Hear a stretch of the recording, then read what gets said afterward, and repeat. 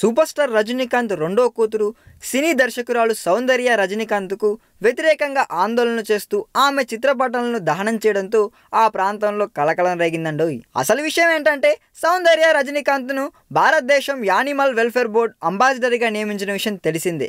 సౌందర్య రజనీకాంత్ ఆ బాధ్యతలు చేపట్టడానికి వ్యతిరేకిస్తూ తిరుచిలో వీర విలయాట్టు మీట్పు కళంగం నిర్వాహకులు మంగళవారం ఆందోళనకు దిగారు.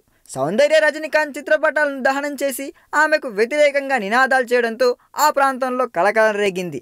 ఈ సందర్భంలో వీర విలయాట్టు మీట్పు కళంకం నిర్వాహకుడు రాజేష్ మాట్లాడుతూ సౌందర్య రజనీకాంత్ను యానిమల్ వెల్ఫేర్ బోర్డు అంబాసిడర్గా నియమించడాన్ని, జల్లికట్టును ఆదరించే వాళ్ళు తమిళ ప్రజల మనసులను తీవ్రంగా గాయపరుస్తున్నారు అని చెప్పారండోయ్. జల్లికట్టు నిషేధానికి కారణంగా నిలిచిన యానిమల్ వెల్ఫేర్ బోర్డుకు అంబాసిడర్గా సౌందర్య రజనీకాంత్ను ఎంపిక చేయడం ఖండించదగ్గ విషయంగా పేర్కొన్నారండోయ్. అంతేకాకుండా తమిళ చిత్రాల్లో నటించి డబ్బు సంపాదించుకున్న కొందరు నటీనటులు జల్లికట్టుకు వ్యతిరేకంగా మాట్లాడడం మంచిది కాదని చెప్పారు. నటుడు రజనీకాంత్ మురట్టు కాలై చిత్రంలో జల్లికట్టు ఆమోదుతో పోరాడి గెలిచినట్లు నటించి తమిళ ప్రజల మనసులో చోటు సంపాదించుకున్నారు. అయితే రజనీకాంత్ ఈ విషయంలో కలగజేసుకొని యానిమల్ వెల్ఫేర్ బోర్డు అంబాసిడర్గా నియమితురాలైన తన కూతురు సౌందర్య రజనీకాంత్ను ఆ బాధ్యత నుంచి వైదొలిగేలా చేయాలని ఆరోపించాడండోయ్.